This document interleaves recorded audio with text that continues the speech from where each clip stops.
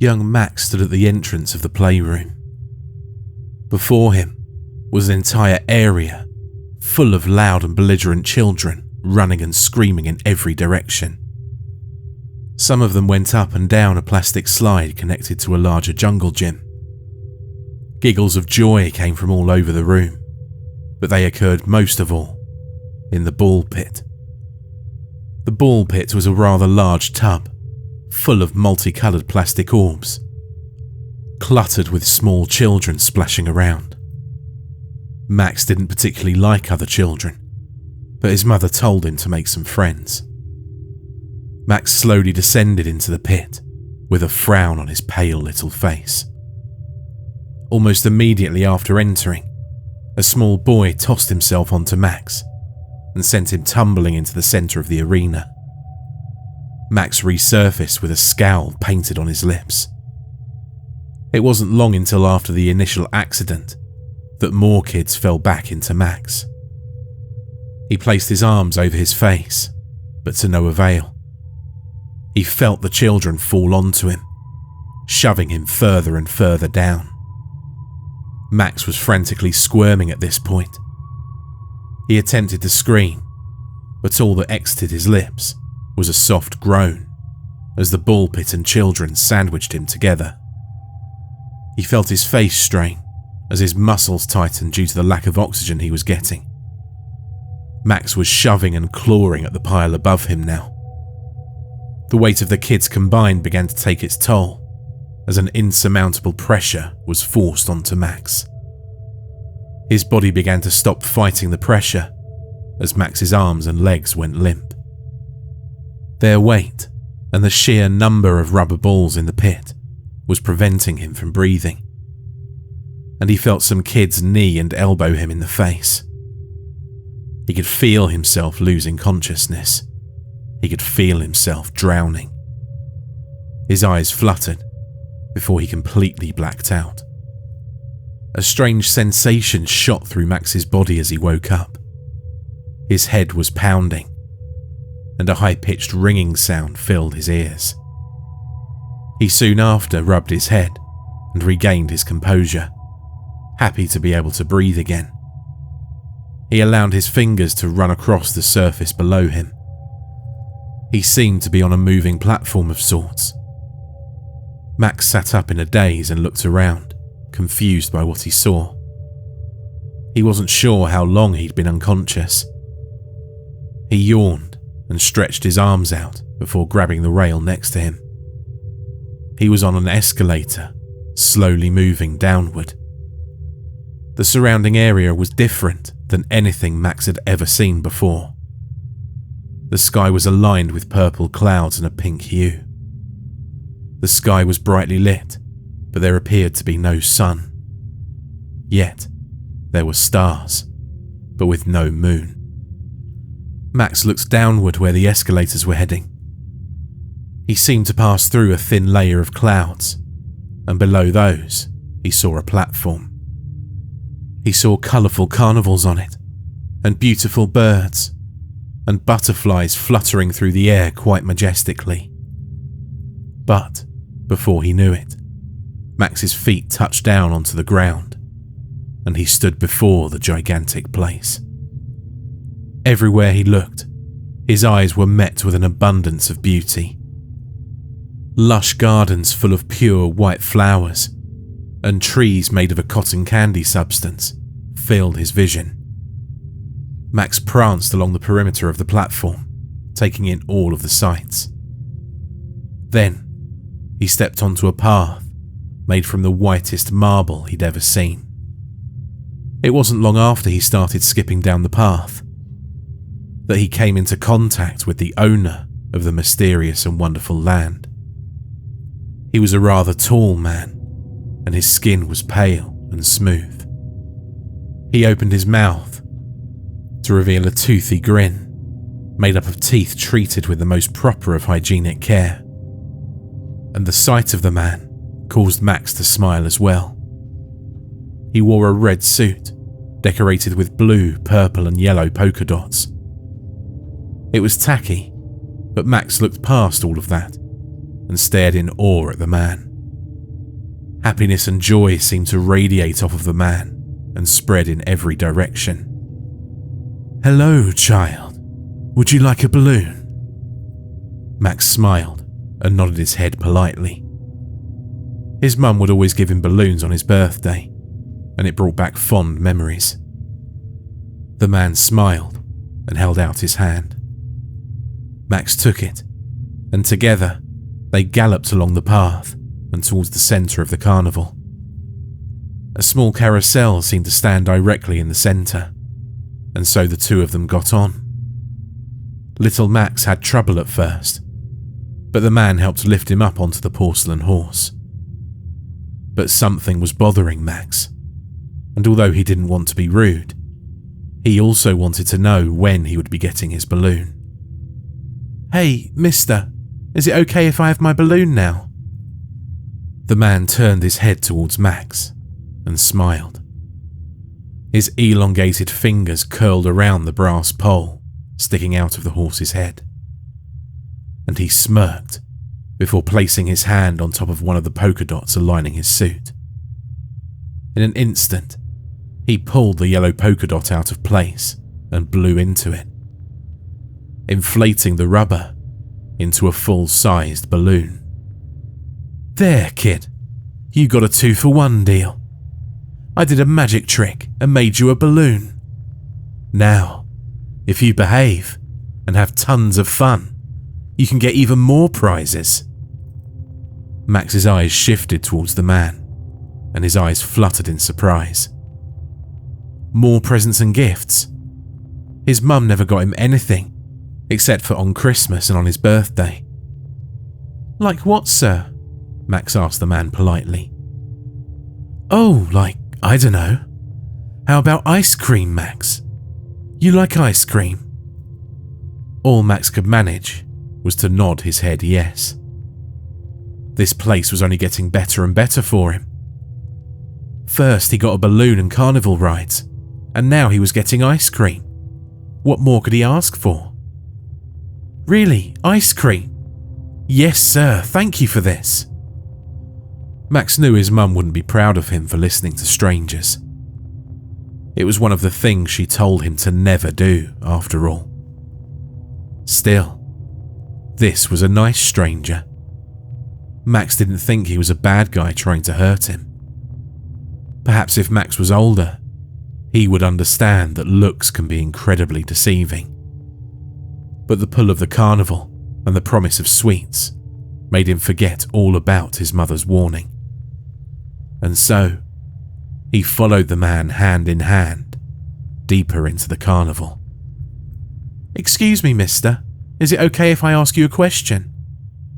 "Sure, Max, anything at all," the man said, with a toothy grin on his face. "How is this place so huge and colourful?" Max asked. Although he was just a small boy, he was still curious as to how something so impossible could be real. It was hard for him to wrap his head around the perfection before him, and he needed an answer. Not out of suspicion, but out of confusion. "You see, Max, this place is always so bright and happy because it's fueled by the happiness and joy of the world. That joy acts like a battery here. And soon you can help this world be even brighter and more perfect. I can tell you're a good child, Max. I know for a fact that the rest of the children will be so excited to have your joy help fuel theirs." Max stopped for a moment. Other children? He hadn't seen any other kids since he stepped into the carnival. No, he hadn't seen anyone but the man. "What do you mean by other children, sir?" Max inquired. "Oh, the children in the ball pit, of course. All the ball pits in the world, in fact. This place is solely responsible for, well, making them fun, you could say." Max nodded his head and proceeded with the man towards a tall building. He could see things poking out of the roof and heading upwards. They looked to be tubes of some sort, with strange things in them. Colours appeared to be flowing through them. Max couldn't tell whether they were liquid or gas, but he didn't mind. As long as he'd get his ice cream, he would be pleased. As the man led Max into the building, the first thing that Max noticed was that the entire room they'd entered was completely empty. No furniture, no paintings, no television. Well, maybe it hadn't been empty. Upon second inspection, Max saw what appeared to be exactly what he was hoping for. An ice cream machine was in the corner of the room.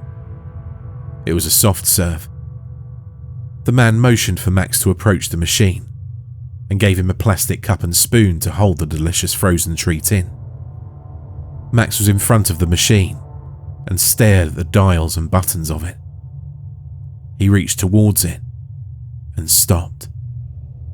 Something washed over him that prevented him from pouring the ice cream in his cup. Something deep within him told him to drop the cup and run far, far away. It was because at that moment, he felt an overbearing sense of dread. The entire time he'd been in the joyful world, he felt safe and happy. But something about the man and the ice cream and that moment was different from the rest of the world. He didn't know how to describe it other than a change in atmosphere. It felt as if in the world and happiness and joy he was currently in, there was malicious intent within the man and the delicious sweet before him. Max turned back and saw the man behind him. His toothy grin was now replaced with a slightly annoyed look as he told Max to fill up the cup. "Come on, Max. I thought you liked ice cream. That's why we're here, right? To enjoy ourselves and have fun." Max wouldn't budge. There was no way he was going to eat the ice cream. His arms started to quiver and he withdrew from the machine. The man's expression changed again. This time, however, it was one of frustration. He placed one hand on Max's shoulder and used the other to grab his arm. He squeezed tightly, and his voice was different. The previously cheerful tone he once held was replaced with anger. His teeth were clenched. His veins were starting to become more noticeable through his head. "Listen here, Max. Listen when I'm speaking to you. Do you want the rest of the kids in the ball pit to have a bad time just because you wouldn't eat ice cream? I'm trying to help you enjoy yourself, and as a result, you'll help the kids up there have the time of their lives. But no, you'd rather be a loser. Do you want to be known for being a disappointment, Max? Do you want to be known as a loser?" Tears began to roll down Max's face as the man squeezed harder on his arm. A red imprint began to form as tears continued to roll down the young boy's face. He tried to yank himself away from the man, but with each pull, his grip only tightened. After using his small size to wriggle free from the man's grasp, he ran towards the doors he entered the building from. He pulled on them, only to find the doors locked. Max looked back at the man. He stood there, laughing at Max as he screamed and pleaded. His efforts were futile though, and the man began making his way towards him. Max scanned the room through his tear-drenched eyes and saw it. In the opposite corner of the room was a door. Getting to his feet, he made a mad dash past the man and towards the door. The man made no attempt to stop him as he burst through the door and into the room. And upon entering it, the young boy let out a scream that echoed throughout the whole carnival. Max saw their bodies dangling in the air loosely. Children, dozens, maybe hundreds of them. hung by wires and tubes strapped to various parts of their body. Their bodies were colourless. Grey, leathery skin covered them, and their malnourishment reached the point where their ribs protruded and pushed their skin near breaking point. The life was drained out of their eyes, and yet their chests sunk in and out. They were alive, although they were better off dead. Turning around, Max saw the man at the door. His toothy grin was back again, but this time it was for different reasons.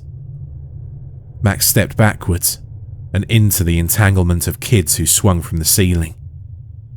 The man followed after him, and they both made their way through the grey children, the man hot on his trail. Max could hear the man only 10 feet or so behind him. He was stronger and faster than Max, moving through the bodies with ease. He knew he had to do something, and fast.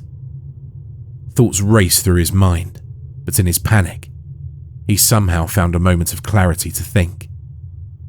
The children's feet were only a foot above the door, and with Max's height, he could drop down and view the surrounding area. He got down onto his stomach and saw the man's feet moving towards his direction. He silently crawled in the opposite direction and did a loop around the man before standing back to his feet. He made his way towards the door he'd entered the room from. He knew that if only he could exit and make his way towards the escalators, that he'd be safe. And so, he waded through the bodies and towards the door.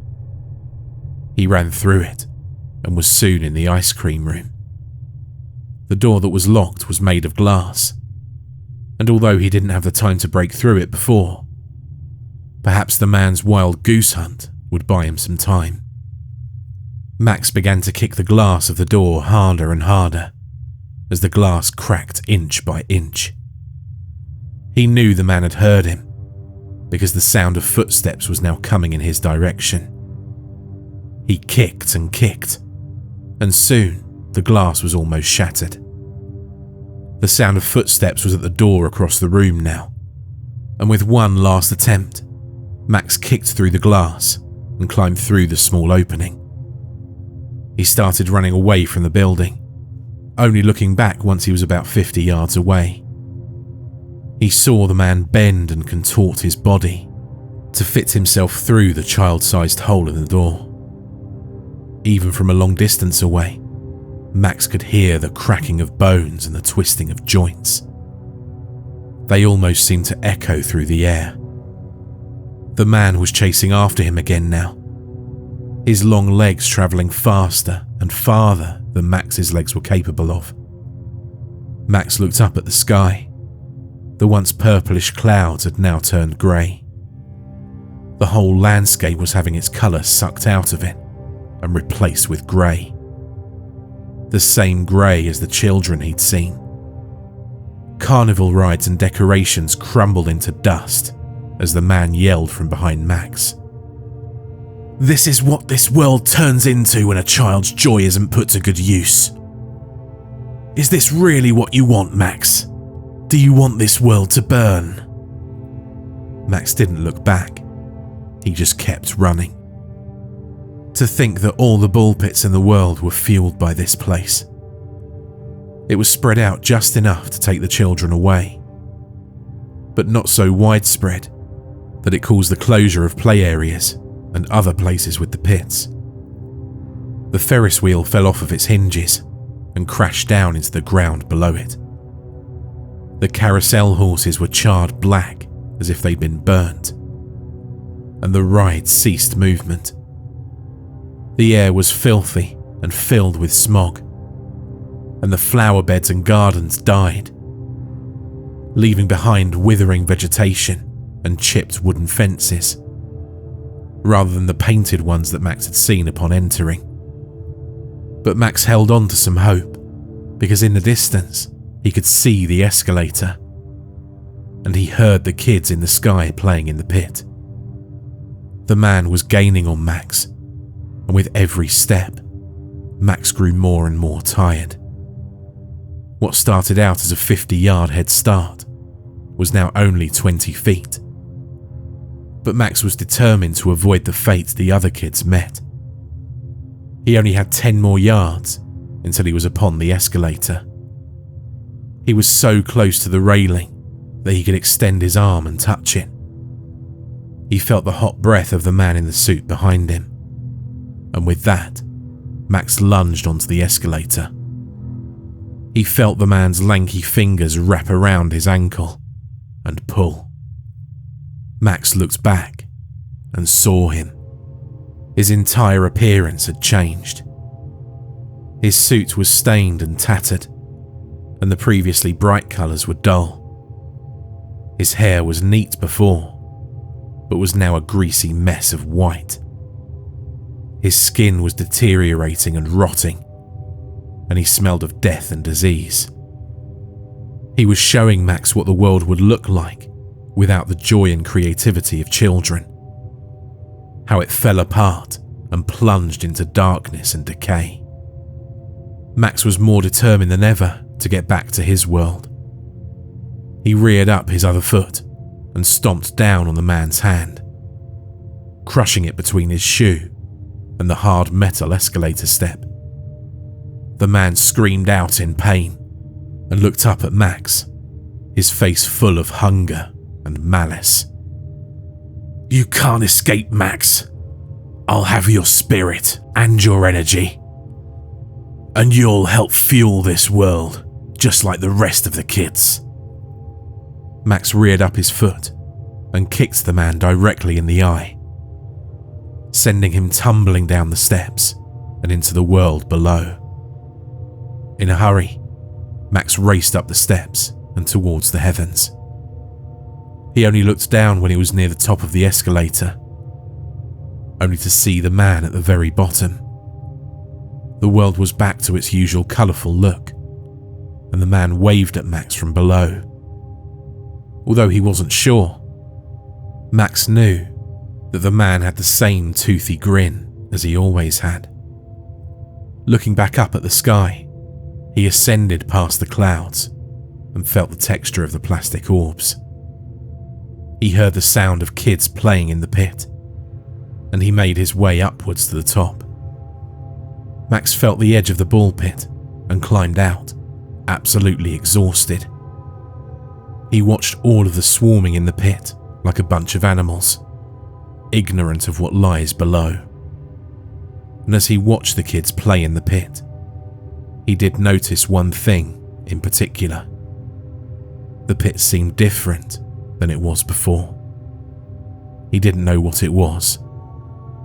Something about the colour of the balls seemed much more vibrant since he last saw them.